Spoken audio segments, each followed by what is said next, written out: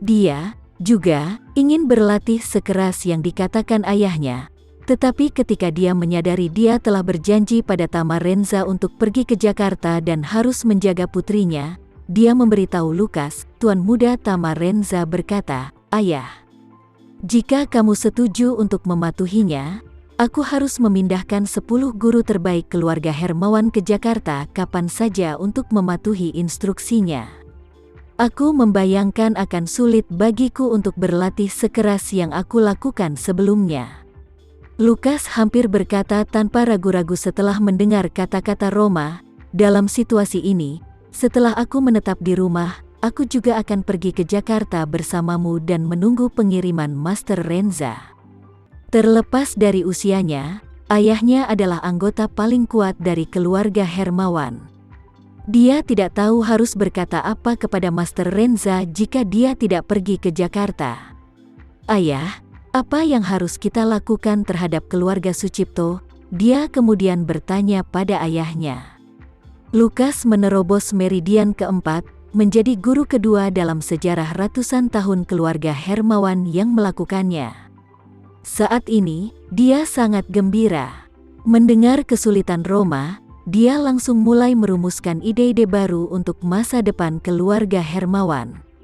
Diperlukan penyesuaian. Karena Master Renza telah memberikan keberuntungan seperti itu kepada kita, secara alami aku akan menghentikan kerjasama kita dengan keluarga Sucipto, dan sepenuhnya menarik garis dengan mereka, dan kemudian segera berangkat untuk mencari pria yang tepat dan kembali ke Master Renza di Jakarta.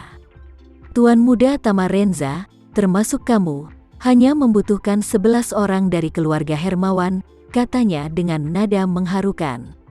Akibatnya, orang tua dan lemah, serta wanita dan bayi, tidak diwajibkan untuk meninggalkan rumah bersama kami. Mereka yang belum berkembang cukup jauh dalam kultivasi mereka harus tetap di Batu dan berlatih dengan konsentrasi tinggi. Dia tidak bisa membantu tetapi mendesah pada saat ini, "Hei, dalam hatiku, Batu adalah warisan yang ditinggalkan oleh nenek moyang kita, dan aku tidak mau menyerah begitu saja. Rumah tua ini harus ditinggalkan sebelum keluarga Sucipto mengizinkan kami pergi ke selatan. Jadi umumnya menyenangkan bahwa 100 orang ini akan tinggal di Batu dan bekerja keras."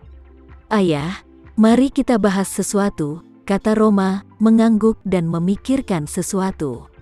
"Katakan," buru-buru berkata Lukas. "Kali ini aku pergi ke Jakarta, aku tidak mempertimbangkan benang kakak laki-lakiku," kata Roma. "Kultivasinya baik-baik saja, tetapi dia telah menyia-nyiakan begitu banyak dalam beberapa tahun terakhir, dan pikirannya tidak pada ini.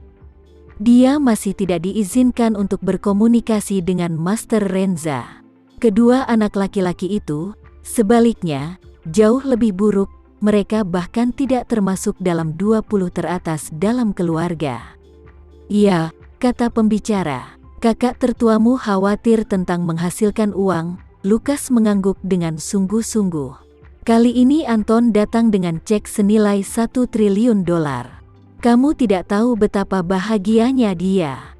Itu sangat mengecewakan. Awalnya aku berencana menyerahkan keluarga Hermawan kepadanya setelah 100 tahun, dia menghela nafas lagi.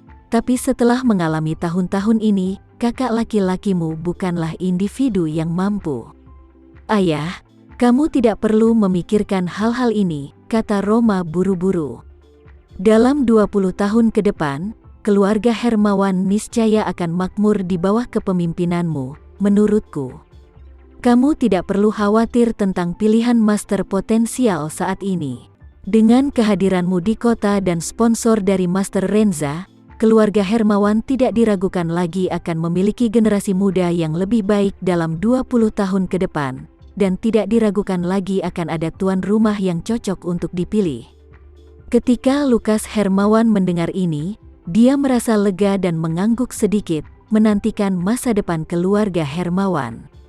Tapi dia tidak bisa menahan nafas ketika dia mengingat Raya Sucipto. "Hei, akan baik-baik saja jika Raya masih di sini. Jika kamu mempertimbangkan seluruh keluarga Hermawan, kakak laki-lakimu mengabdikan diri untuk keuntungan materi, bakat kakak laki-laki keduamu biasa-biasa saja dan kasusmu unik. Itu satu-satunya. Tidak ada generasi muda yang optimis dan tegas, dan yang benar-benar memiliki sikap seorang jenderal. Tetapi jika hanya ada satu orang, seluruh keluarga Hermawan, aku tidak dapat memikirkan orang lain yang lebih memenuhi syarat untuk memimpin keluarga Hermawan. Roma tidak bisa menahan diri untuk tidak berkata, jika Raya adalah seorang gadis dengan nama keluarga asing, bahkan jika dia ada di sini, banyak orang tidak akan yakin jika dia memimpin keluarga Hermawan. Apakah kamu benar-benar tidak yakin? Tampaknya kamu seorang ibu, dan kamu tidak tahu apa-apa tentang Raya, ejek Lukas. Gaya akting Raya membuat seseorang di keluarga ini tidak mungkin tetap tidak yakin. Sengatan itu pasti akan ditangani olehnya. Biarpun itu kakak tertuamu, duri di kepalanya semuanya bersih. Jadi itu bukan lawan Raya. Raya gadis ini, dia terlalu agresif sebelumnya, desah Roma saat dia mengingat kehancuran raga dari seluruh keluarga Matsumoto di Jepang. Keluarga Sucipto, yang telah menggunakan dia seperti pisau, juga harus disalahkan. Aura pembunuh telah menumpuk terlalu jauh. Ya, kata pembicara, jangan khawatir tentang itu, Roma. Aku tahu kamu benar-benar tidak ingin menyerah pada Raya, atau aku akan memilih beberapa orang dari generasi muda di rumah. Ketika mereka berkumpul, Lukas mendesah. Bagaimana menurutmu tentang pergi berpasangan untuk terus mencari keberadaan Raya? Ayah, mari kita lupakan saja, kata Roma setelah jeda singkat. Ayo pergi menemui tuan muda di Jakarta. Kita harus mengesampingkan urusan Raya untuk saat ini. Jika kita sedang mencarinya, itu akan mengganggu. Roma tidak bisa menahan diri dalam beberapa kesempatan dan ingin memberitahu ayahnya tentang kondisi putrinya Raya saat ini. Ini akan meyakinkan dan menghibur sang ayah. Lebih penting lagi, jika sang ayah benar-benar ingin dia menggantikan kepemimpinan di masa depan, ibunya akan bersedia membantu 10.000. Jika sang ayah mengetahui kondisi Raya, dia bisa melakukan persiapan sebelumnya. Dia menelan kata-kata itu setiap kali mencapai mulutnya.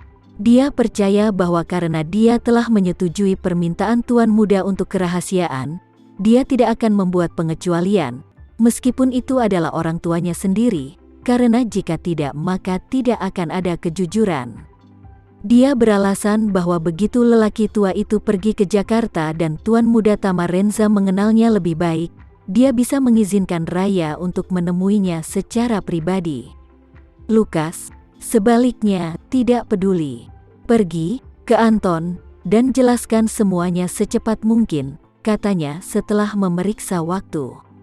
Ayah, jika keluarga Sucipto marah, apa yang akan kamu lakukan? Roma bertanya, mengangguk. Jika keluarga Sucipto adalah bagian dari keluarga, secara alami sulit mengekstraksi energi untuk berurusan dengan kami, kata Lukas dengan tenang. Lebih jauh lagi, karena kita sejalan dengan Master Renza, kita tidak perlu khawatir tentang keluarga Sucipto yang mengejar kita. Kami bahkan dapat merobek wajah terlebih dahulu jika keluarga Master memberi kami perintah untuk berurusan dengan keluarga Sucipto. Bagaimanapun, orang-orang adalah tuannya. Ini adalah aturan dunia. Aku mengerti ayah, kata Roma sambil menghela nafas lega. Seseorang mengetuk pintu di luar ruang kerja saat dia berbicara. Masuk, kata Lukas. Ayah, kamu belum selesai berbicara di sini? Thomas berkata kepada Lukas saat dia membuka pintu dan memandang Roma dengan curiga. Pelayan keluarga Sucipto telah bangun dan sedang sarapan, mengatakan dia ingin bertemu denganmu untuk membahas situasi tertentu. Kebetulan aku punya sesuatu yang penting untuk kubicarakan dengannya, kata Lukas sambil mengangguk.